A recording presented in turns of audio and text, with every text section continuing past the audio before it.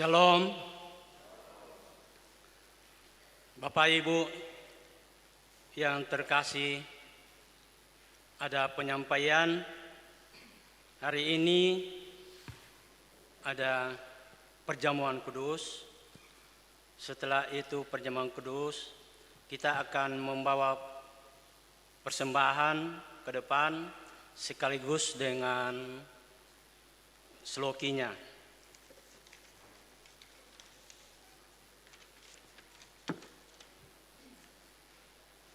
Jemaat Kristus, mari kita bersorak-sorai untuk Tuhan.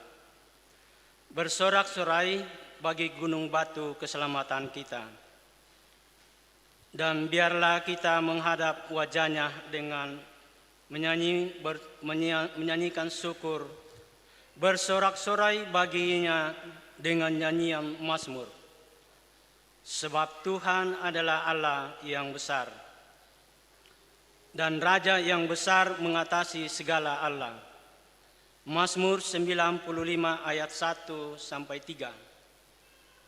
Marilah dengan penuh penghayatan iman kita akan menghadap Allah. Jemaat diundang untuk berdiri dan kita akan memuji Tuhan dari PKJ 1 dan 2, abdi tak nampak.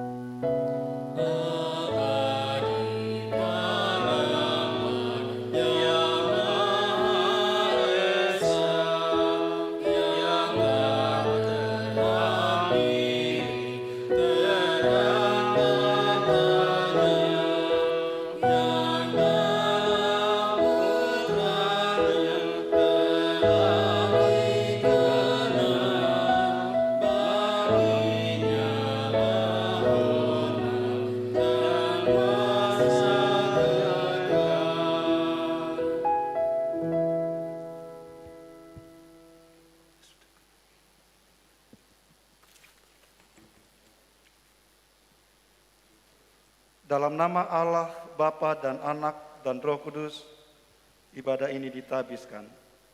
Amin.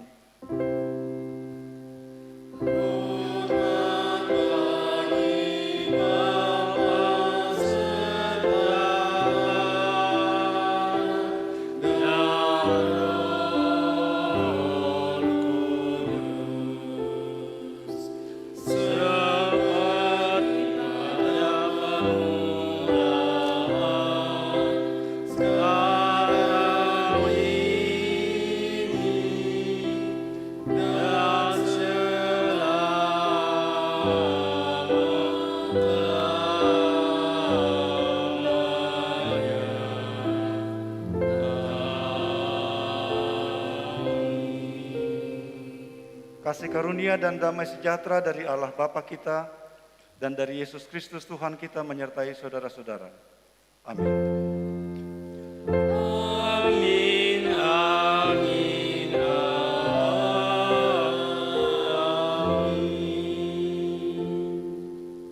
Aku akan menaruh hukumku di dalam hati mereka dan menuliskannya dalam akal budi mereka.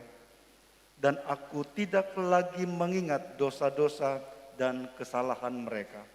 Ibrani pasal 10 ayat 16 dan 17 sebagai nats pembimbing. Jemaat disilahkan duduk kembali. Mari kembali kita mengangkat pujian bagi Tuhan. Kita nyanyikan PKJ nomor 8 ayat 1 dan 2. Bukalah gapura indah. Aku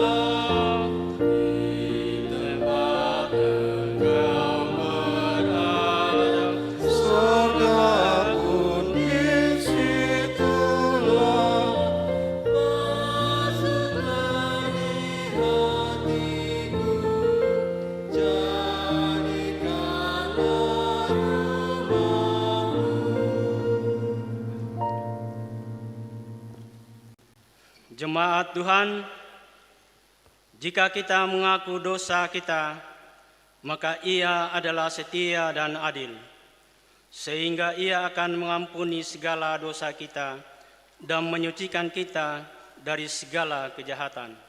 1 Yohanes pasal 1 ayat 9. Sebab itu, marilah kita merendahkan diri dan mengaku dosa di hadapan Tuhan, serta memohon pengampunan daripadanya. Ya Tuhan, kami mengaku dengan sungguh-sungguh bahwa kami telah berdosa kepadamu dengan menuruti keinginan dan kehendak hati kami. Kasihanilah dan ampuni kami menurut kasih setiamu. Pimpinlah kami dengan kuasa Roh Kudus-Mu untuk hidup seturut kehendak-Mu dalam nama Tuhan Yesus. Amin. Sidang jemaat yang kekasih dalam Tuhan Yesus, sebagai pelayan Yesus Kristus saya memberitakan kabar pengampunan dosa yang telah berlaku dalam nama Bapa dan Anak dan Roh Kudus, dan Allah tetap setia mengasihi saudara-saudara sampai selama-lamanya. Jemaat, mari sambut berita anugerah dengan menyanyi bersama dari pelengkap Kidung Jemaat nomor 64 ayat 1 dan 2 dari Kungkungan Duka Kelam.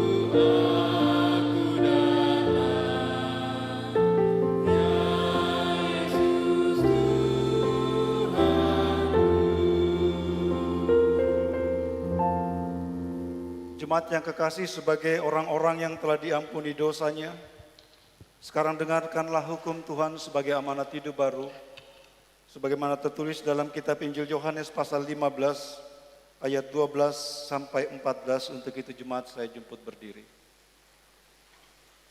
Yohanes pasal 15 ayat 12 sampai dengan 14.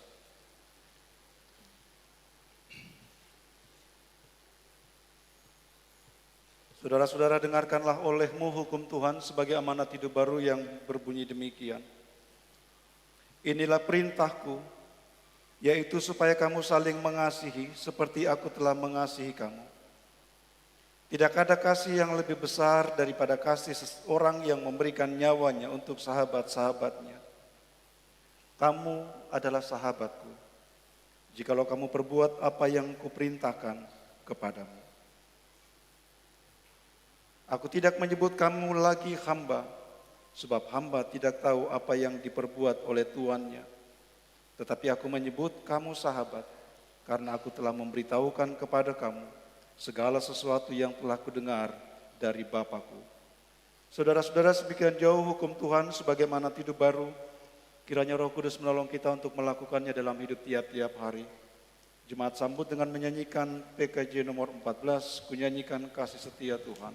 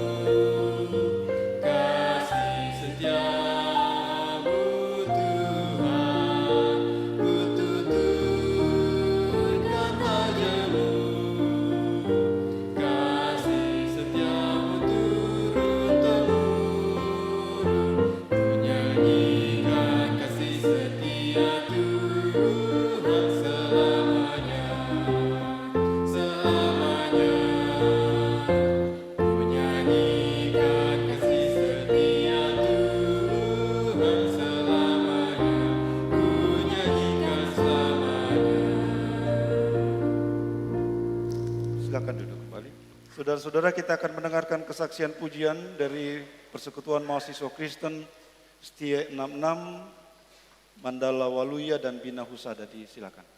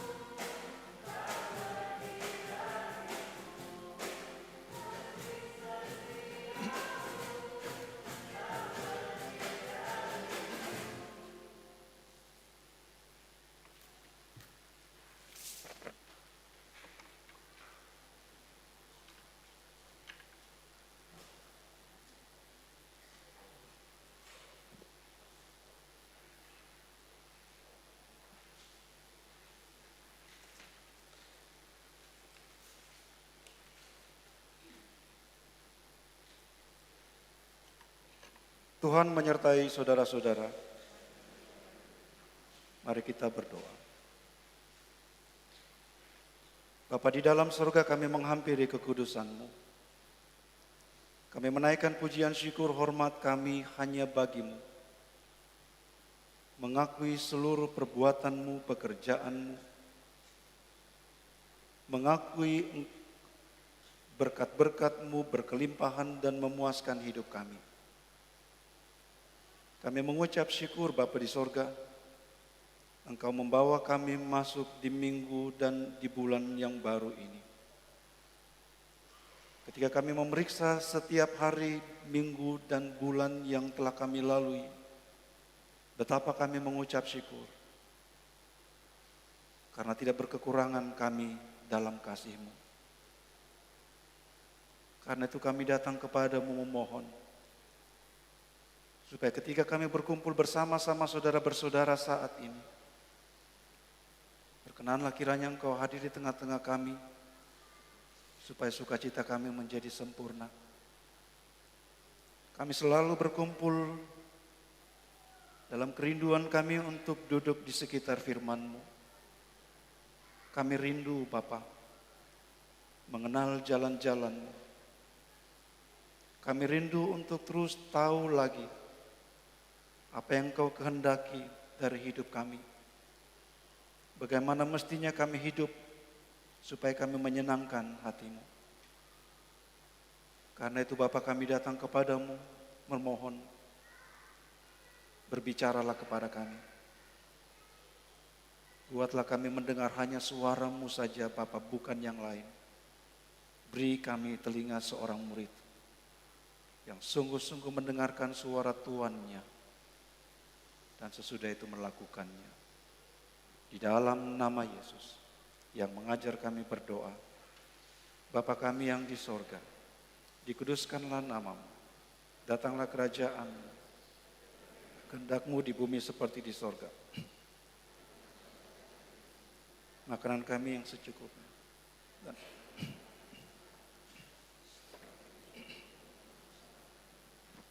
janganlah membawa kami ke dalam pencobaan, tetapi lepaskanlah kami daripada yang jahat. Karena Engkau-lah yang mempunyai kerajaan dan kuasa dan kemuliaan sampai selama-lamanya. Amin. Jemaat Tuhan yang kekasih, saudara-saudara yang mengikuti kebaktian ini di rumah masing-masing, mari kita bersama-sama membuka dan membaca firman Tuhan yang menjadi dasar pemberitaan di minggu ini. Sebagaimana terambil dalam kitab Ibrani pasal 10,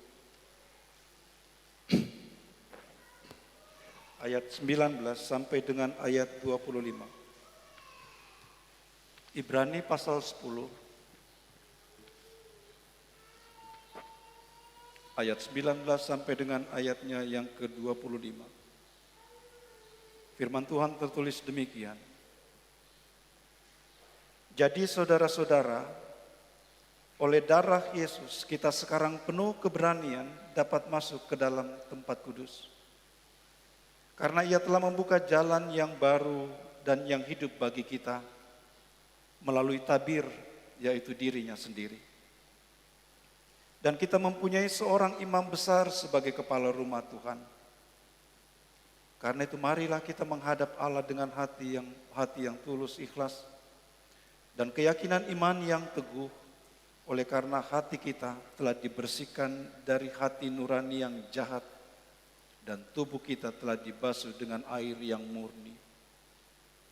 Marilah kita teguh berpegang pada pengakuan tentang pengharapan kita, sebab Ia yang menjanjikannya setia.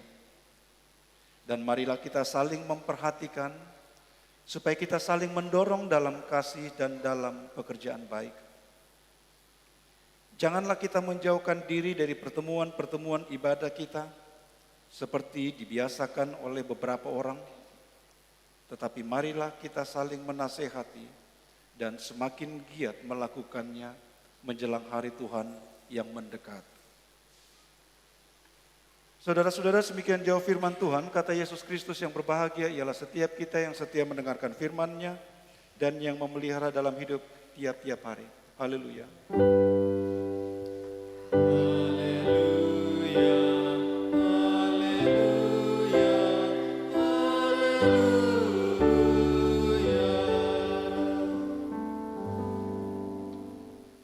Saudara-saudara yang kekasih,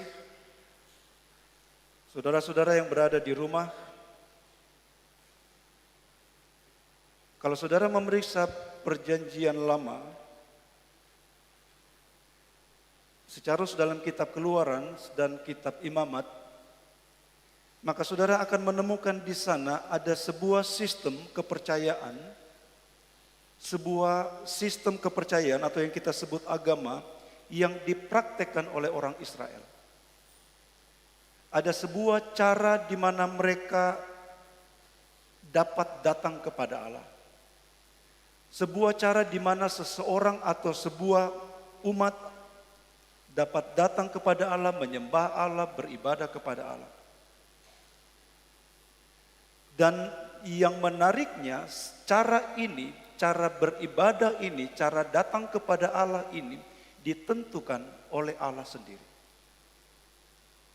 Saudara ingat, Musa diperintahkan untuk membuat kemah pertemuan. Musa diperintahkan untuk mentabiskan imam-imam Harun. Semua itu adalah ketetapan Allah. Musa hanya melakukan perintah Allah. Bagaimana sebuah umat datang menghadap Allah, beribadah kepada Allah, caranya tidak ditentukan oleh siapa, orang-orang lain, tetapi ditetapkan oleh Allah sendiri. Dan itu sebabnya agama ini, sistem kepercayaan ini adalah agama yang paling baik dari semua agama yang ada. Kenapa? Sekali lagi, karena cara orang beribadah, cara orang menghadap Allah, cara orang menyembah Allah, itu ditentukan oleh Allah sendiri.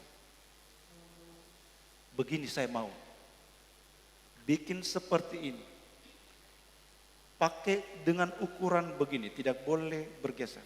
Semuanya tepat seperti yang dikatakan Tuhan. Di kemudian hari, saudara-saudara, sistem kepercayaan ini atau agama ini disebut sebagai agama Yudaisme. Agamanya orang Yahudi. Kitab sucinya ada di tangan saudara-saudara yang kita sebut perjanjian lama. Mereka sebut Tanakh, Taurat, Nabi dan Ketubim. Ini sebuah agama yang sangat-sangat baik dari semua agama yang ada. Karena sekali lagi, karena cara-cara mereka menghadap Allah ditentukan oleh Allah sendiri. Tidak oleh siapapun. Tetapi sesudah Yesus datang, saudara-saudara. Sesudah Yesus datang, sesudah dia mati dan bangkit, sesudah dia naik ke sorga, penulis kitab Ibrani bilang begini, bahwa semua sistem, semua cara-cara yang ada dalam perjanjian lama, semua cara-cara menghadap Allah, bertemu Allah, beribadah kepada Allah, sebagaimana yang diatur dalam perjanjian lama, adalah bayang-bayang, adalah simbol, adalah contoh saja. Itu dikatakan di dalam pasal 8 ayat 5, saudara bisa periksa dalam kitab Ibrani pasal 8 ayat 5. Di sana penulis katakan, pelayanan mereka adalah gambaran dan bayangan dari apa yang ada di sorga. Jadi itu adalah cara mereka beribadah, adalah cara hanya model dari sesuatu yang sesungguhnya yang ada di sorga. Model, contoh, bayangan dari sesuatu yang ada di dalam sorga. Itu sebabnya saudara-saudara, di kemudian hari, kekristenan menjadi agama kepercayaan yang lebih baik dari semua kepercayaan ada, termasuk agama Yudaisme. Seingat saya, sampai saat ini kali ketiga kita membahas kitab Ibrani. Saya tidak bisa memeriksa file saya Saya tidak tahu, saya tidak bisa memeriksa apa yang saya sudah pernah sampaikan kepada saudara-saudara dan belum. Sehingga kalau saya menyampaikan lagi hari ini, mudah-mudahan itu memperkaya saja bagi saudara-saudara. Nah, di kemudian hari saudara-saudara, penulis kitab Ibrani kemudian memahami bahwa semua sistem kepercayaan yang dibangun oleh, yang dipraktekkan oleh orang Israel, sekarang digenapi, disempurnakan dan menjadi sempurna di dalam Yesus Kristus.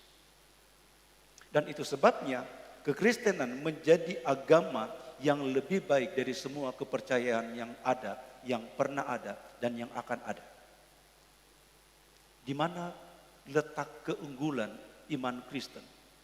Di mana letak keunggulan kekristenan? Pertama, karena Yesus hidup. Kalau saudara masih ingat, kita membahas selalu teks kitab Ibrani, semua pemimpin-pemimpin agama yang pernah ada mati. Hanya satu orang, hanya Yesus yang sampai sekarang tetap hidup. Dia hidup sampai sekarang ini.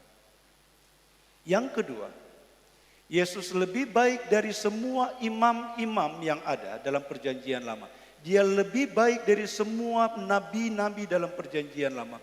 Dia lebih baik dari semua pemimpin-pemimpin, Yosua, hakim-hakim dan seterusnya, raja-raja dan seterusnya. Yesus lebih baik dari semua itu. Kenapa? Karena di dalam Alkitab mereka disebut hamba, pelayan Allah, sementara Yesus sendiri disebut sebagai anak Allah. Dan bahkan di dalam kitab Ibrani penulis mengatakan Yesus jauh lebih mulia dari malaikat. Saya mengajak saudara-saudara memeriksa Ibrani pasal 1 ayatnya yang keempat. Ya, silakan buka Alkitab saudara-saudara. Perhatikan, saya bacakan. Yesus jauh lebih tinggi daripada malaikat-malaikat. Sama seperti nama yang dikaruniakan kepadanya jauh lebih indah daripada nama mereka. Perhatikan, nama Yesus. Nama Yesus lebih mulia daripada nama malaikat. Nah, sekarang saya minta saudara-saudara buka lagi kitab Keluaran. Kitab Keluaran pasal 6 ayat 2. Keluaran pasal 6 ayat 2. Di sana berbunyi begini. Aku telah menampakkan diri kepada Abraham, Ishak dan Yakub sebagai Allah yang Maha Kudus, tetapi dengan namaku Tuhan, aku belum menyatakan diri. Saudara-saudara lihat hubungannya. Nama Yesus mulia karena nama itu nama yang disembunyikan oleh Allah ketika dia menunjukkan dirinya kepada Abraham, Ishak dan Yakub, dan sekarang dinyatakannya. Nama Yesus bukan nama yang diberikan oleh orang tuanya, oleh papanya, oleh mamanya. Nama Yesus diberikan dari sorga. Beri nama dia Yesus. Itu sebabnya kita menyanyi nama Yesus termulia di atas segala nama. Itu sebabnya Lukas katakan tidak ada keselamatan di bawah kolong langit ini selain di dalam nama itu. Jadi saudara-saudara, kekristenan, agama Kristen menjadi agama yang lebih baik, lebih besar, lebih mulia dari agama-agama yang lain. Karena dia dibangun di atas Yesus Kristus. Yang hidup, yang lebih besar dari semua orang yang pernah hidup. Imam, nabi, raja, hakim, bahkan malaikat sendiri. Yesus jauh lebih mulia dari semuanya itu. Nah, sekarang saudara-saudara, penulis kitab Ibrani menjelaskan ini kepada jemaat-jemaat yang sedang digoda untuk kembali kepada ajaran Yudaisme sebelumnya. Mereka yang mengajarkan bahwa di dalam Yesus Kristus kita tidak dapat diselamatkan oleh Allah, itu belum cukup. Itu sebabnya penulis kitab Ibrani menjelaskan dengan sangat rinci apa yang telah dilakukan oleh Yesus. Dan di dalam pasal 10 ini, penulis menjelaskan bahwa Yesus telah menggenapi fungsi kemah pertemuan yang dibangun oleh Musa dalam perjanjian lama. Nah, saudara-saudara, dalam perjanjian lama, dalam perjalanan orang Israel menuju ke tanah perjanjian, Allah memerintahkan Musa untuk membangun tabernakel, itu kemah pertemuan. Kemudian hari menjadi bait Allah. Allah memerintahkan Musa untuk membangun itu karena dengan cara itu dia dapat hadir di tengah-tengah umatnya. Saya pernah menjelaskan kepada saudara-saudara sifatnya portable. Jadi kalau mereka tiba di satu tempat istirahat, itu dipasang. Dan kemudian ketika mereka mau pindah lagi itu dibongkar dan mereka pindah ke tempat lain dan di sana kemudian dipasang. Tempat itu adalah tempat satu-satunya di mana Allah dapat bertemu dengan mereka, di mana mereka pun dapat bertemu Allah. Tetapi mereka tidak dapat sepenuhnya bertemu dengan Allah. Oleh karena dosa, mereka tidak dapat datang menghadap Allah. Mereka harus memakai perantaraan seorang imam yang sebelumnya telah menguduskan diri selama 1 tahun. Baru dia bisa datang menghadap Allah, masuk di dalam ruang maha kudus. Membawa permohonan atas dosa-dosa dan memohon pengampunan Allah atas dosa-dosa umat. Ibrani pasal 10 mengatakan Yesus telah membawa persembahan yang sempurna. Persembahan yang sempurna adalah persembahan darahnya sendiri. Dia bawa sendiri, dia imam besar, dia bawa darahnya sendiri. Dia tidak datang bawa darah kambing domba, sebab kalau itu dibawa maka itu akan terjadi lagi bertahun-tahun selanjutnya. Tetapi dia membawa darahnya sendiri supaya sesudah itu tidak pernah ada lagi korban pengampunan dosa. Darahnya cukup. Tidak ada lagi yang diperlukan, kita tidak lagi membutuhkan korban-korban persembahan. Kita tidak lagi perlu membawa hewan-hewan untuk disembelih. Darah Yesus cukup untuk keselamatan kita dan karena itu sempurna. Keselamatan yang ada di dalam Yesus Kristus sempurna karena korban yang dipersembahkannya kepada Allah juga korban yang sempurna, yaitu dirinya sendiri. Karena itu saudara-saudara, penulis kitab Ibrani menyebut Yesus sebagai kepala dari rumah, supaya saya tidak salah menyebut, dalam kitab Ibrani dikatakan kepala rumah Allah. Dia menjadi kepala rumah Allah yang memungkinkan kita dapat datang kepada Allah. Kita dapat berjumpa dengan Allah tidak lagi sekali setahun, kita dapat bertemu dengan Dia kapan saja. Kita dapat datang kepada Dia. Dalam ayat 19 dan seterusnya saudara-saudara, kemudian penulis kitab Ibrani mengatakan begini. Kalau Yesus sekarang menjadi kepala rumah ibadah, kepala rumah Allah, maka efeknya bagi kita ialah bahwa kita sekarang dapat datang kepada Allah. Kita tidak perlu datang dengan membawa korban-korban sembahan, persembelihan. Kita dapat datang kepada Allah atas namanya. Kalau dengan memakai sistem perjanjian lama, saudara-saudara, kita dapat datang kepada Allah karena kita sudah dipercik oleh darah Yesus Kristus. Kita tidak lagi membutuhkan benda-benda yang ada di dalam kemah pertemuan itu. Kita tidak membutuhkan lagi altar, kita tidak membutuhkan lagi mezbah, kita tidak membutuhkan lagi hewan-hewan. Semuanya sempurna di dalam Yesus Kristus. Apa akibatnya kalau Yesus menjadi kepala rumah Allah? Apa akibatnya bagi kita kalau Yesus telah membukakan pintu bagi kita untuk dapat bertemu dengan Allah, menghadap Allah dengan penuh keberanian, kata penulis Ibrani dalam ayat 19. Di dalam ayat 24 dan 25, di sana penulis memberikan kepada kita pengaruh dampaknya bagi kita. Supaya sekarang kita dapat saling mendorong dalam kasih dan dalam pekerjaan baik. Dan yang kedua dalam ayat 25, kita dapat sekarang terus berada di dalam pertemuan-pertemuan, kita dapat beribadah kepadanya dalam persekutuan dengan yang lain. Saudara-saudara, iman kepada Yesus Kristus tidak membuat kita terisolasi dari yang lain. Kita mesti berada di dalam persekutuan, dalam hubungan dengan yang lain.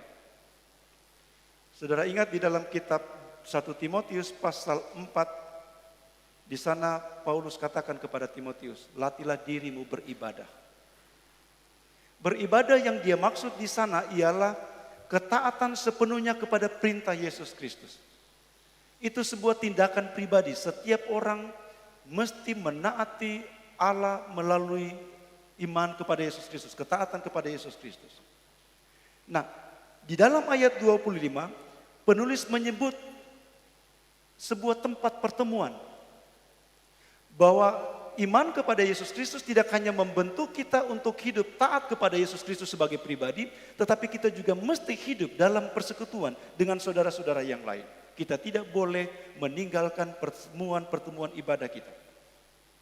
Jadi di sini penulis menyebut ada sebuah tempat di mana kita dapat bertemu dan setiap orang harus datang ke situ.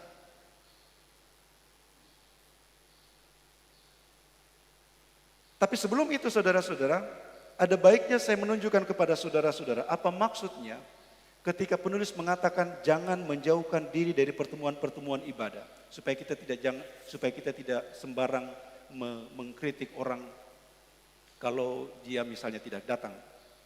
Yang dimaksud di sini ialah mereka yang tidak lagi datang karena murtad. Pada zaman itu saudara-saudara, satu-satunya cara untuk menunjukkan bahwa seorang telah meninggalkan imannya, seorang telah murtad, ialah dia tidak lagi bersekutu. Kalau sekarang kan tidak bisa begitu. Semua nama-nama kita, nama-nama saudara-saudara ada dalam daftar warga jemaat Ora et Labora.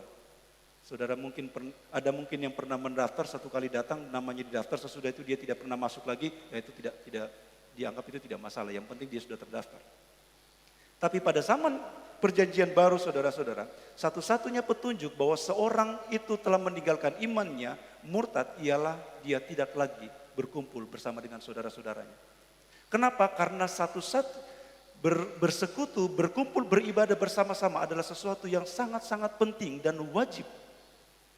Nah, itu sebabnya dalam ayat 26, saudara perhatikan, orang-orang yang membiasakan diri tidak ikut dalam pertemuan ibadah itu disamakan dengan orang-orang yang murtad. Orang-orang yang sudah murtad. Dan itu juga kita temukan di dalam pasal 6 ayat 6. Saudara bisa bagian Alkitab yang saya sering baca, kita dengar.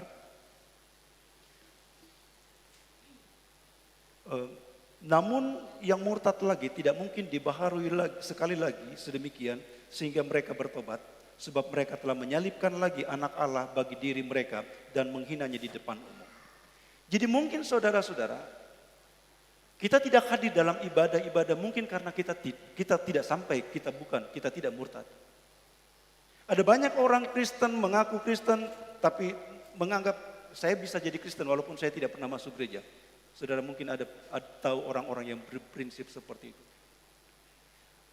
Tetapi Alkitab mengajarkan kepada kita bahwa panggilan kita pun tetap sama, bahwa kita tidak bisa menjauhkan diri dari pertemuan-pertemuan ibadah. Kenapa? Karena Yesus sekarang menjadi kepala rumah Allah. Kalau sekarang kita dapat datang kepada Allah melalui Yesus Kristus, maka kita diingatkan, Yesus menjadi kepala atas rumah itu. Dan kalau saya datang sebagai bagian dari dalam rumahnya. Itu sebabnya saudara-saudara, gereja juga disebut sebagai keluarga. Kita keluarga di dalam Yesus Kristus. Tidak pernah ada yang marah, tidak pernah ada orang tua yang marah kalau saya yang lebih muda menyapa saudara-saudara. Saya menyebut mereka saudara-saudara. Mereka tidak akan marah karena mereka tahu itu istilah yang kita pakai bersama sebagai keluarga.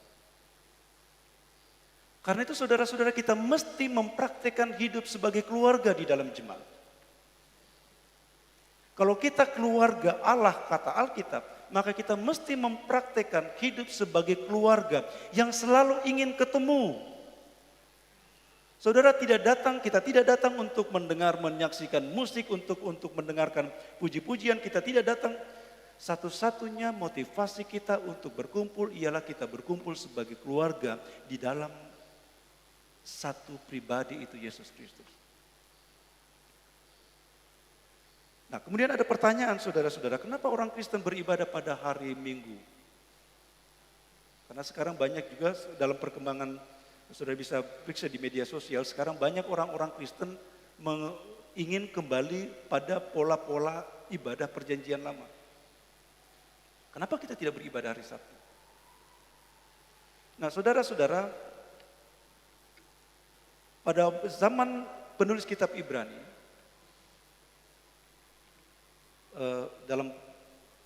seingat saya dalam 2 pembahasan teks ini saya pernah membahas bersama saudara-saudara. Ketika penganiayaan muncul, orang-orang Kristen zaman itu berpikir kalau saya dianiaya itu tidak masalah. Karena iman itu tidak masalah. Tetapi bagaimana kalau istri dan anak-anak saya? Karena mereka tidak sampai hati melihat penderitaan istri dan anak-anak mereka dalam penganiayaan, kemudian mereka mengungsikan anak-anak mereka, istri mereka ke tempat pertemuan orang-orang Yahudi, sinagoge. Mereka mengungsikan di situ. Dan itu berlangsung beberapa waktu lamanya. Sampai kemudian para rabi berpikir begini, ini orang-orang Kristen, mereka hanya memanfaatkan kita untuk melindungi istri dan anak-anak mereka, tetapi mereka tetap mengaku Yesus sebagai Mesias yang mereka tolak. Karena itu mereka mengeluarkan keputusan, kami bisa terima istri dan anak-anakmu asal kau menolak Yesus sebagai Mesias. Dan akibatnya banyak orang-orang Kristen pada waktu itu meninggalkan iman mereka kepada Yesus Kristus dan menjadi murtad, dan sebagian lagi bertahan. Itu sebabnya saudara-saudara, penulis mengingatkan jemaat, kalau kalian sudah mengecap kebaikan firman dan kemudian kalian murtad lagi, kalian tidak bisa datang kembali seperti tidak pernah ada masalah. Saya juga pernah cerita saudara-saudara, dalam beberapa kesempatan pelayanan di jemaat, seringkali saya temukan beberapa anggota jemaat menikah dengan seseorang yang tidak seiman dan kemudian mengikuti prosesi di kepercayaan yang lain. Sesudah itu hari Minggu datang seolah-olah tidak ada masalah. Mungkin saya bilang tidak ada masalah supaya saya jangan dibenci jemaat. Mungkin saya bilang tidak masalah supaya jangan saya disoroti oleh keluarga-keluarga. Tetapi Alkitab bilang tidak bisa dibaharui. Tidak bisa dibaharui. Artinya apa? Dia mesti mulai dari nol.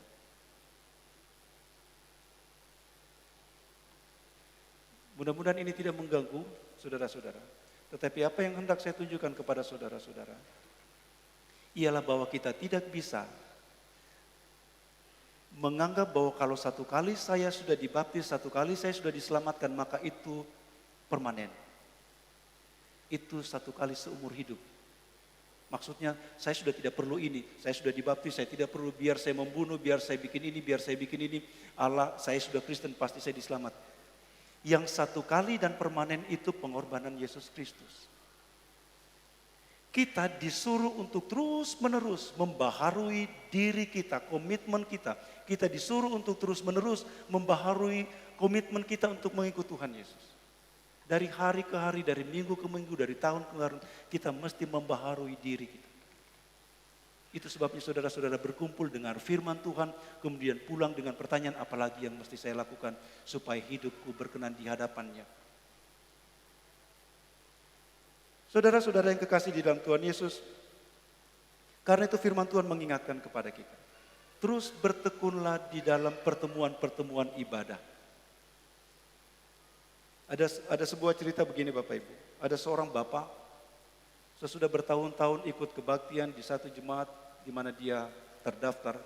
Kemudian dia bilang begini, sampai tahun ini, sesudah berpuluh-puluh tahun saya dilayani oleh pendeta itu, saya tidak ingat lagi apa ada kata-katanya yang saya ingat. Saya tidak ingat sama sekali apa kata-katanya. Seperti tidak ada gunanya saya datang ke gereja, saya dengarkan, tidak ada kata-kata yang tertinggal dalam pikiran saya. Kemudian ada seorang yang menjelaskan dia seperti ini. Apakah Bapak bisa menyebut menu yang istri Bapak siapkan setiap hari selama bertahun-tahun? Apakah Bapak bisa mengingat setiap menu yang istri Bapak sediakan di meja Bapak bertahun-tahun lamanya? Kemudian Bapak itu katakan, seperti itulah. Kita tidak bisa memeriksa apa yang telah dihidangkan kepada kita dan mengingatnya kembali, tetapi kita dapat memeriksa kita sudah bertumbuh menjadi seperti apa.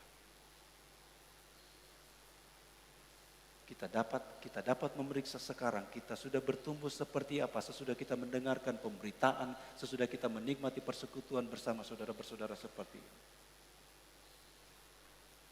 Kalau saudara masih ingat kisah Thomas dalam kitab Injil Yohanes pasal 21, maka saudara akan mengerti kenapa kita bergereja, kita berkumpul beribadah seperti ini pada hari Minggu. Satu-satunya alasan ialah karena Yesus bangkit. Jadi kalau saudara-saudara datang pada hari ini karena saudara-saudara sedang mengakui dia bangkit. Saudara tidak perlu bilang, tetapi kalau saudara datang, saudara sedang mengakui bahwa dia bangkit. Saudara ingat Yohanes pasal 21, kemudian dikatakan di sana, 8 hari kemudian, setiap 8 hari para murid berkumpul dan itu jatuh pada hari Minggu, hari di mana Yesus bangkit. Dan mereka berkumpul bersama-sama dan di sana mereka mengalami pertemuan dengan Yesus Kristus. Karena itu saudara-saudara yang kekasih di dalam Tuhan Yesus, di Minggu Pentakosta yang ke-24 ini firman Tuhan mengingatkan kita, marilah kita menjadi gereja yang bertekun dalam persekutuan, pertemuan-pertemuan ibadah-ibadah kita. Beberapa waktu lamanya saudara bisa memeriksa bagaimana suasana pertemuan yang kita adakan selama masa pandemi COVID. Kalau saudara-saudara berpikir kehadiran saudara-saudara tidak ada pengaruhnya bagi yang lain, mesti saudara mesti berpikir kembali. Saudara bisa bandingkan. Misalnya saudara hadir dalam biston dan di sana hadir cuma 5 orang keluarga dan beberapa orang saja. Saudara bisa bandingkan bagaimana suasananya ketika banyak orang hadir. Kadang-kadang kita yang hadir kalau cuma sekitar 5 kemudian kita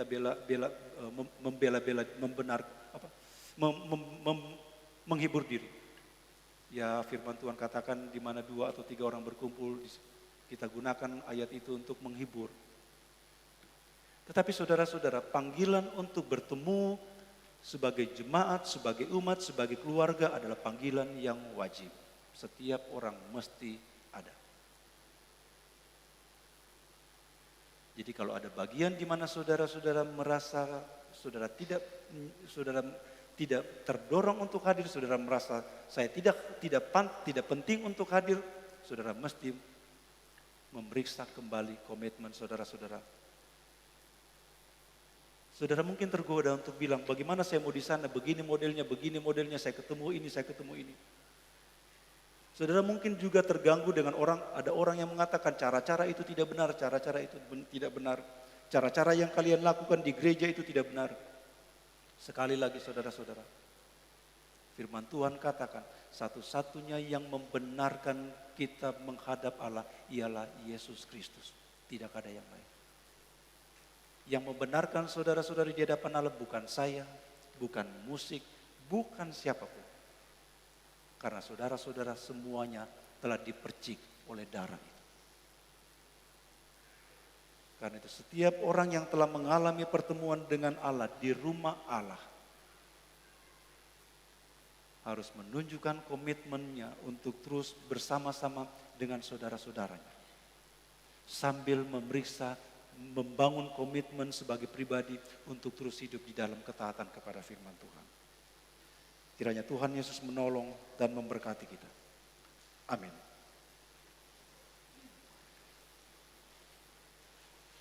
Jemaat saya jemput berdiri. Mari bersama dengan seluruh orang percaya di segala tempat dan di sepanjang abad. Mari bersama mengikrarkan pengakuan iman kita. Hendaklah masing-masing kita berkata, aku percaya kepada Allah, Bapa yang Maha Kuasa, Khalik langit dan bumi, dan kepada Yesus Kristus anaknya yang tunggal Tuhan kita, yang dikandung daripada Roh Kudus,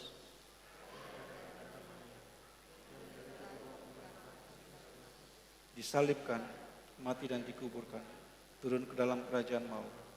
Pada hari yang ketiga, bangkit pula dari antara orang mati, naik ke sorga, duduk di sebelah kanan Allah, Bapa yang Maha Kuasa, dan akan datang dari sana untuk menghakimi orang yang hidup dan yang mati.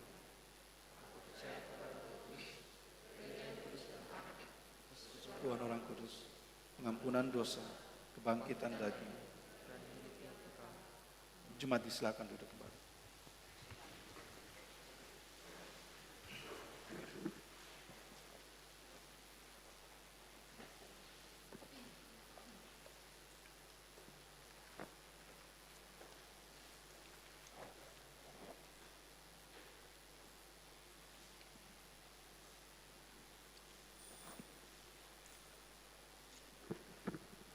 Sebelum kita membawa persembahan syukur kepada Tuhan, mari kita berdoa.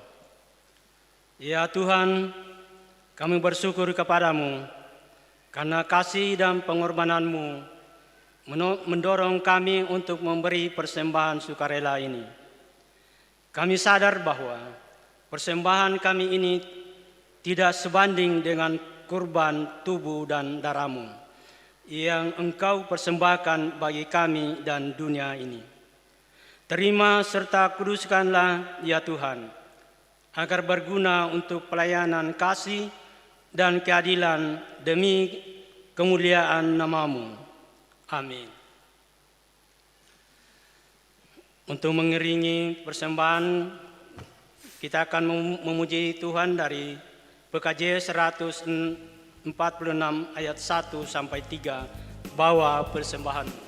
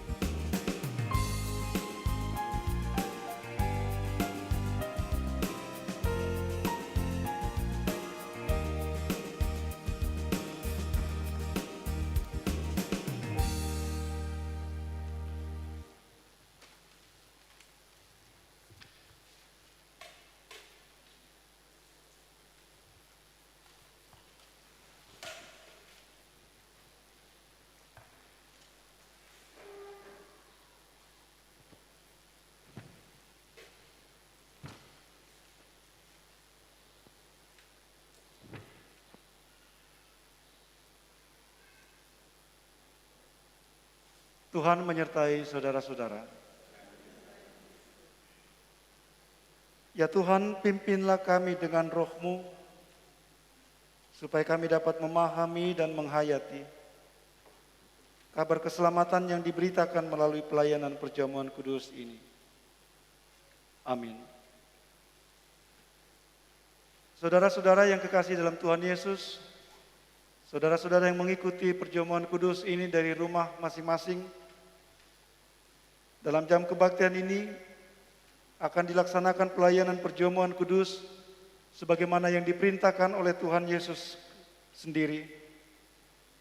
Ia menghendaki supaya gerejanya selalu memperingati kematian dan kebangkitannya, sebagaimana tertulis dalam kitab Injil Lukas pasal 22 ayat 14 sampai 20 yang berbunyi demikian. Ketika tiba saatnya Yesus duduk makan bersama-sama dengan rasul-rasulnya, katanya kepada mereka, "Aku sangat rindu makan Paskah ini bersama-sama dengan kamu sebelum aku menderita. Sebab aku berkata kepadamu, aku tidak akan memakannya lagi sampai ia beroleh kegenapannya dalam kerajaan Allah."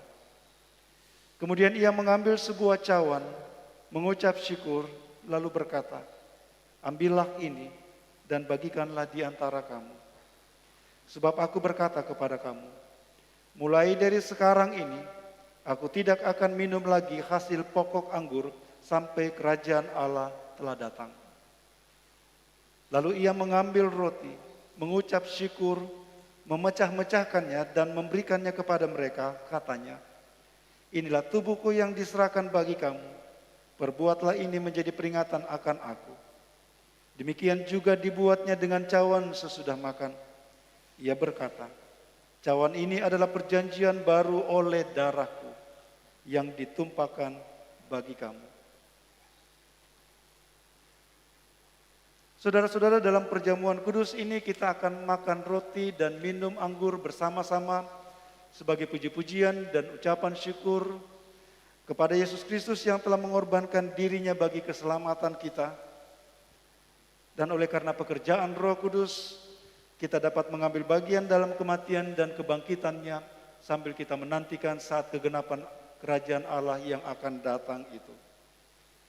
Jemaat mempersiapkan diri untuk mengambil bagian dalam perjamuan kudus ini dengan menyanyikan PKJ nomor 85 ayat 1 dan 2. Dan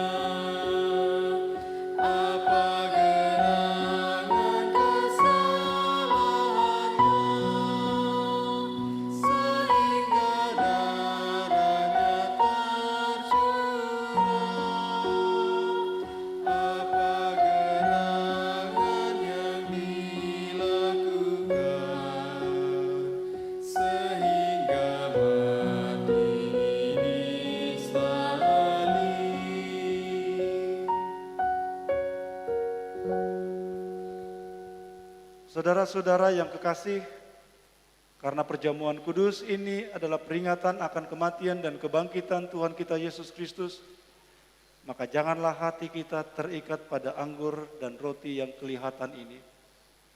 Melainkan baiklah kita mengarahkan hati kita kepada Yesus Kristus Tuhan kita. Mari berdoa. Ya Tuhan, kasihanilah kami orang-orang berdosa ini. Amin. Bagi saudara-saudara yang telah mempersiapkan diri untuk mengambil bagian dalam perjamuan kudus ini, saudara-saudara anggota Sidi Jemaat dan baptisan dewasa, dan saudara-saudara yang telah mempersiapkan diri di rumah, marilah karena segala sesuatunya telah tersedia. Silakan berdiri.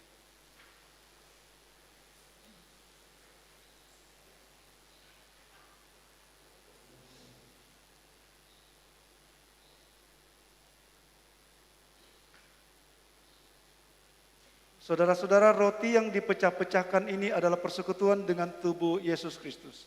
Ambillah.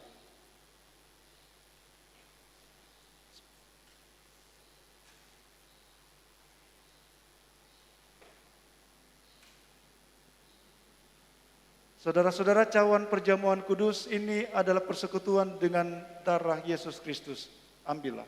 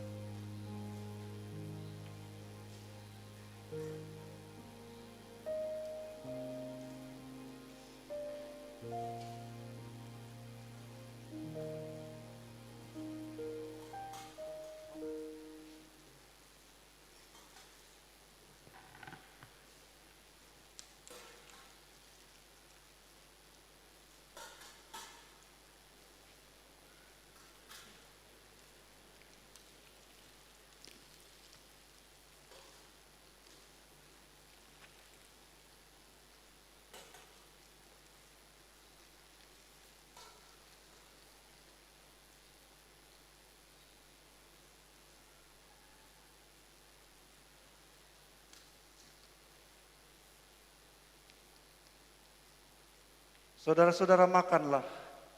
Yesus berkata, inilah tubuhku yang telah diserahkan bagi kamu. Perbuatlah ini menjadi peringatan akan aku.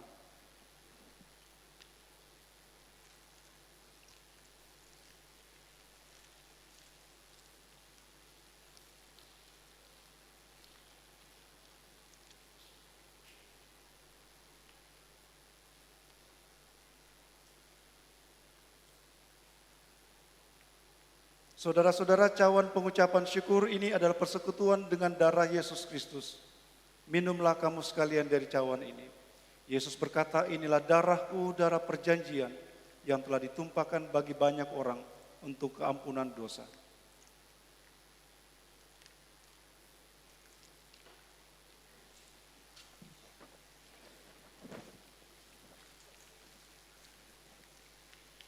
Saudara-saudara, arahkanlah hatimu kepada Tuhan dan terimalah berkat-Nya.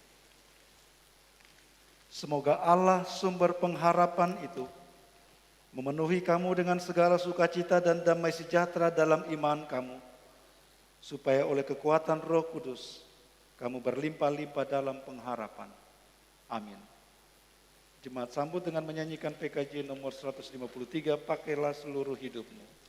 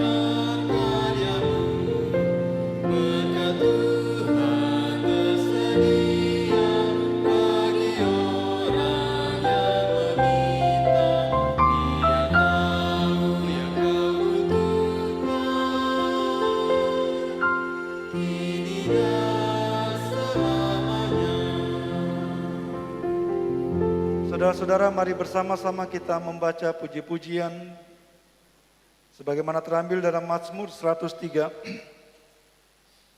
ayat 1 sampai dengan ayatnya yang keempat. Mazmur 103 ayat 1 sampai 4 kita akan membacanya berbalasan. Saya akan membacakan setiap ayat ganjil 1 dan 3, jemaat bersama-sama membacakan ayat genap 2 dan 4. Mazmur 103 ayat 1 sampai 4. Pujilah Tuhan, hai jiwaku, pujilah namanya yang kudus, hai segenap batinku.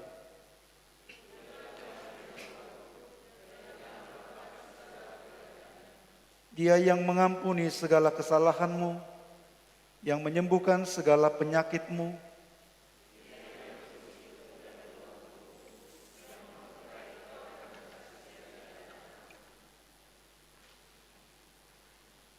Tuhan menyertai saudara-saudara.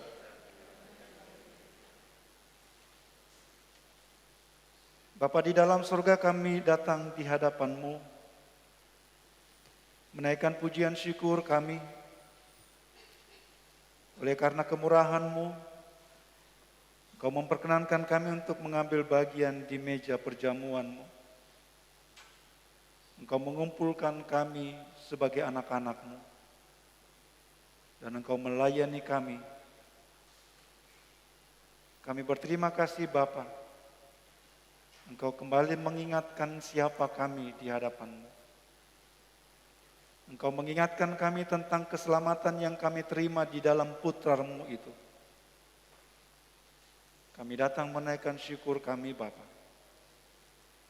Kami berterima kasih oleh karena menyaksikan apa yang Tuhan sudah buat untuk mendapatkan kami. Karena itu sekarang kami mohon Bapa, supaya Engkau pimpin seluruh hidup kami. Jangan biarkan hidup kami jalani berdasarkan apa yang kami mau Tuhan. Tetapi ajar kami supaya kami menjalani hidup kami sebagaimana yang Tuhan mau dari kami. Jadikan kami anak-anak-Mu yang setia dan taat. Jadikan kami anak-anak-Mu yang selalu mau mendengarkan dan melakukan apa yang Engkau katakan. Bapa di dalam surga, kami mohon kepadamu, biarlah firman-Mu yang telah kami dengarkan bersama-sama tertanam di dalam hati kami masing-masing dan menghasilkan buah-buah yang menyenangkan hati-Mu. Bapa di dalam surga, hari ini kami datang di hadapan-Mu bersama dengan semua anak-anak-Mu dalam persekutuan bersama sebagai saudara bersaudara ini Bapa. Kami berdoa menyerahkan semua anak-anak-Mu yang akan kembali melanjutkan setiap tanggung jawab pengabdian kerja. Mereka yang kembali mengerjakan tanggung jawab pekerjaan mereka sebagai pegawai dan karyawan di berbagai bidang lapangan pekerjaan. Berdoa untuk mereka yang menjalankan usaha-usaha keluarga. Kami berdoa untuk anak-anak kami yang akan kembali ke bangku-bangku sekolah pendidikan mereka. Kami datang kepadamu memohon Bapa, Kau kembali melanjutkan kasih setia-Mu, pemeliharaan-Mu, supaya dalam setiap kehidupan yang dijalani oleh anak-anak-Mu, mereka terus menyaksikan segala kebaikan-Mu. Dan lebih daripada semuanya itu Bapa, pimpinlah mereka untuk melakukan segala sesuatu yang menjadi bagian dan tanggung jawab mereka, sebagai bagian dari cara mereka melayani Engkau. Beri kekuatan yang mereka perlukan. Anak-anak-Mu kiranya terus memperoleh kekuatan dan penyertaan daripada-Mu. Kami datang berdoa di hadapan-Mu dari tengah hidup bersama kami, mengucap syukur untuk kesempatan menyaksikan berkat yang Engkau karuniakan di tengah-tengah hidup bersama kami. Sejauh ketika Engkau menambahkan 1 tahun usia dalam kehidupan kekasih-kekasih kami, yang Kau tambahkan 1 tahun usia dari tanggal 1 sampai dengan tanggal 7 November ini. Kami datang mengucap syukur bersama dengan semua anak-anak-Mu Bapa. Berterima kasih untuk perkara besar dan berkat besar yang Engkau berikan kepada mereka. Sejauh kami menyebut di hadapan-Mu kekasih-kekasih kami, Novita Laesa, kekasih kami Natasha Laesa, kekasih kami Cindy Ersandu, kekasih kami Warda Layuk Sumule, bersama dengan anak-anak-Mu yang juga pada hari ini merayakan 1 tahun usia dalam pernikahan mereka. Kami mengucap syukur karena penyertaan-Mu yang sempurna yang terus mereka alami sebagai pribadi dan sebagai bagian dari keluarga. Kami tahu Tuhan, kami percaya Tuhan, Engkau akan terus menyertai mereka menjalani usia baru dalam hidup mereka sebagai pribadi dan keluarga. Kami percaya Engkau akan terus memperlihatkan kepada mereka anugerah-Mu dan berkat-berkat-Mu yang selalu cukup bagi mereka. Bapa di dalam surga, saat kami berkumpul bersama, kami juga teringat kekasih-kekasih kami, mereka yang dalam pergumulan kelemahan tubuh dan sakit penyakit, mereka yang terbaring lemah di rumah-rumah sakit bahkan di kediaman masing-masing, orang tua, para lansia, jemaat-Mu, mereka yang tidak dapat lagi hadir dalam persekutuan bersama dalam jemaat-Mu, mereka yang sedang mengikuti perjamuan kudus ini dari dalam rumah masing-masing mereka. Oleh karena kondisi fisik mereka yang tidak memungkinkan untuk berkumpul bersama dalam jemaat-Mu ini. Kami datang berdoa bagi mereka ya Allah dan memohon Engkau menyertai dan meneguhkan mereka. Supaya di tengah-tengah pergumulan yang mereka alami, mereka terus menyaksikan kehadiran-Mu. Dan mereka bersuka cita oleh karena tahu bahwa tidak pernah sesaat pun Engkau meninggalkan mereka. Kami datang di hadapan-Mu secara khusus menyebut kekasih-kekasih kami dalam usia lanjut mereka, dalam pergumulan kelemahan tubuh dan sakit penyakit mereka. Kami menyebut Ibu Maria Paluruan, Bapak Syarif Masjid, Ibu Nelce Lomban, Ibu Ani Aror, orang tua dari Bapak Kekasih Penatua Effendi Patulak yang akan menjalani operasi tahap kedua. Kami juga berdoa menyerahkan Ibu Albertine Rombe, mereka yang terus bergumul dengan upaya-upaya pemulihan. Kami mohon kepadamu penyertaan ya Allah, supaya di tengah-tengah pergumulan mereka, mereka terus menyaksikan bahwa kasih-Mu selalu tersedia bagi mereka, bahwa Engkau selalu bersama-sama dengan mereka. Bersama dengan keluarga Janesi Payung kami mengucap syukur Bapa. Engkau menolong Ibu Kekasih untuk melewati proses persalinan. Kami mengucap syukur dari tengah kehidupan mereka sebagai keluarga, Engkau mengaruniakan buah hati mereka. Kami tahu ini cara-Mu memberkati mereka Bapa. Karena itu kami datang memohon kiranya Engkau berkenan menyertai ibu dan bayi kekasih hingga boleh memperoleh pemulihan dan mereka memperoleh kesehatan yang baik. Kami juga datang berdoa menyerahkan seluruh kegiatan-kegiatan pelayanan jemaat-Mu yang akan berlangsung sepanjang minggu baru Bapa. Kami berdoa menyerahkan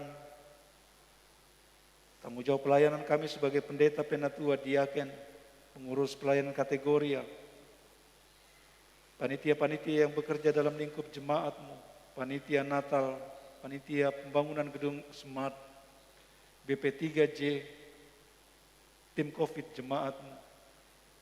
Kami juga berdoa menyerahkan saudara-saudara kekasih kami, anak-anak-Mu yang juga mengambil bagian dalam pelayanan ini.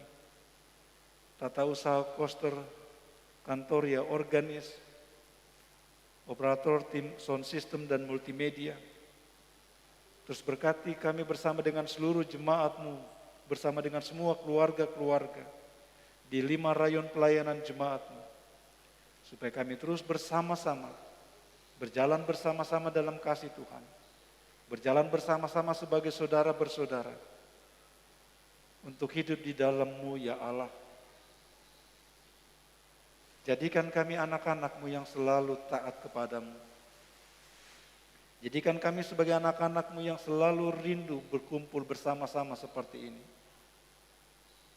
Kami datang berdoa memohon Bapa, berkat bagi semua keluarga-keluarga yang mempersiapkan diri untuk menerima pelayanan jemaat-Mu sepanjang minggu baru ini. Kiranya Engkau berkenan memberkati dan menyertai. Memberkati seluruh persiapan-persiapan mereka. Mempersiapkan hati mereka untuk menyambut persekutuan. Kiranya apa yang mereka persiapkan dan persekutuan yang akan kami alami bersama-sama menyempurnakan sukacita mereka. Oleh karena menikmati persekutuan bersama dengan Dikau sendiri Bapa. Bapa di dalam surga kami juga datang berdoa menyerahkan anak-anak kami, anak-anak muda dalam jemaat-Mu. Mereka yang bergumul dengan mencari lapangan-lapangan pekerjaan. Mereka yang bergumul dengan mencari pasangan-pasangan hidup mereka. Mereka yang bergumul di bangku-bangku kuliah mereka. Kami berdoa menyerahkan semua anak-anak kami Bapa.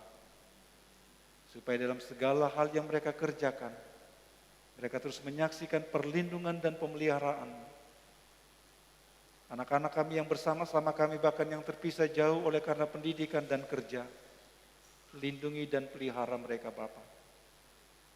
Buat kami terus menyaksikan dan mengakui bahwa sama seperti Engkau pelihara kami dapat tenang oleh karena kami tahu anak-anak kami Engkau pelihara.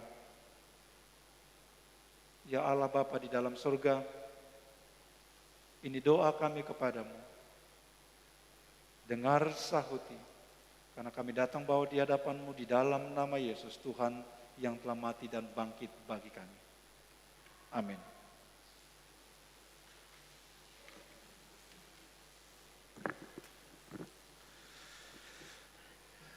Jemaat yang dikasihi Tuhan, kita akan mendengarkan warta jemaat hari ini Minggu 7 November 2021.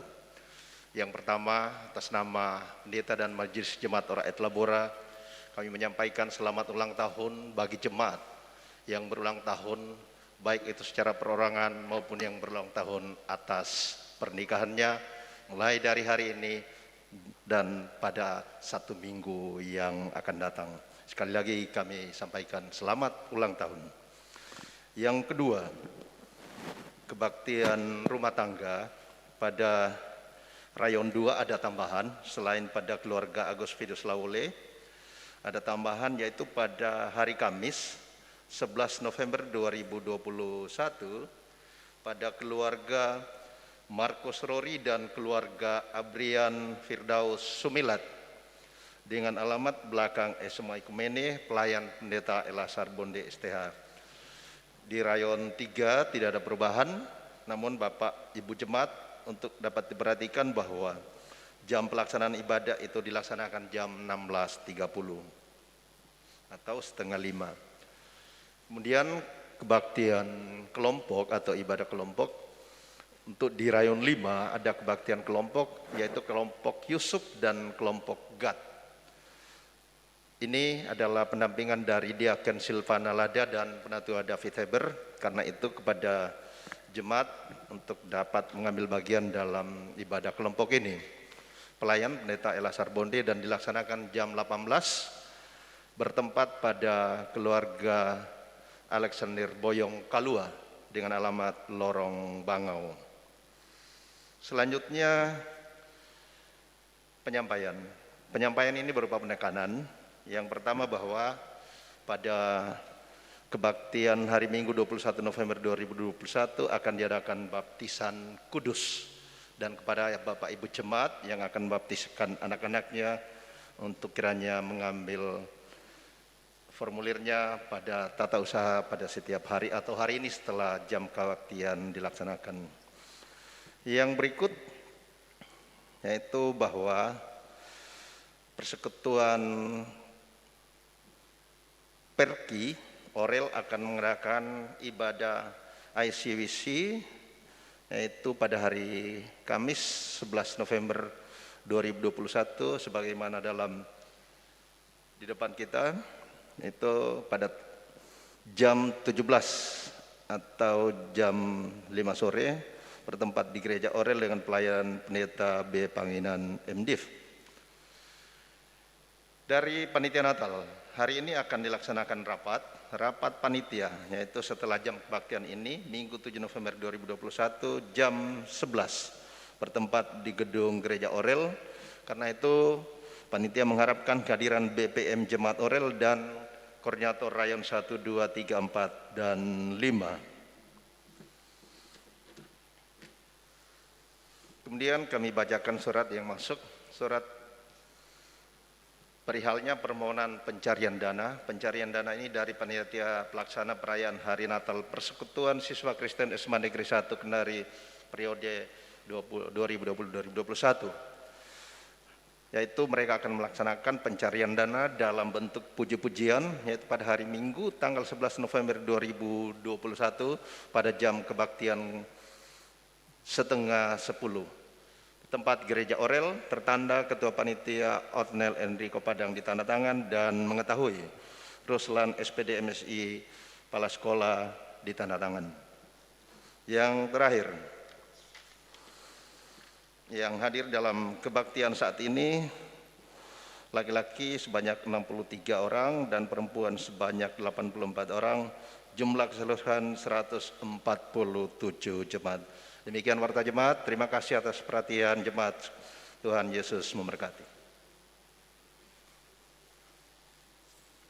Saudara-saudara, saya jemput berdiri. Mari kita mengakhiri rangkaian ibadah hari ini. Mari bersama menyanyikan PKJ nomor 131 ayat 1 dan 2.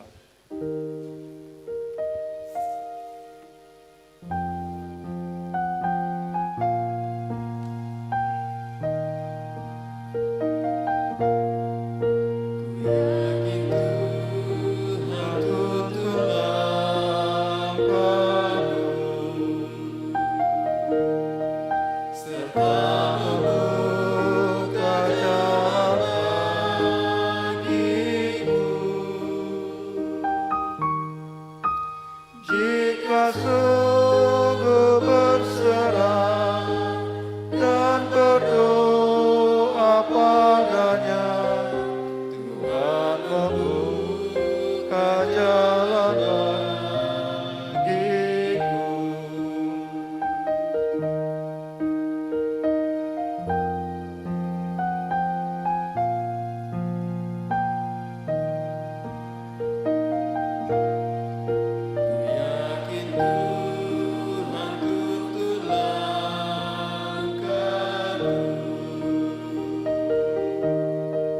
Serta membuka jalan bagiku. Ku mencari wajahnya, maka malam pun cerah. Tuhan membuka jalan bagiku. Saudara-saudara, kembalilah dalam hidupmu, lakukanlah firman Tuhan, dan pulanglah bersama berkat-Nya. Tuhan memberkati engkau dan melindungi engkau. Tuhan menyinari engkau dengan wajah-Nya dan memberi engkau kasih karunia. Tuhan menghadapkan wajah-Nya kepadamu dan memberi engkau damai sejahtera. Amin.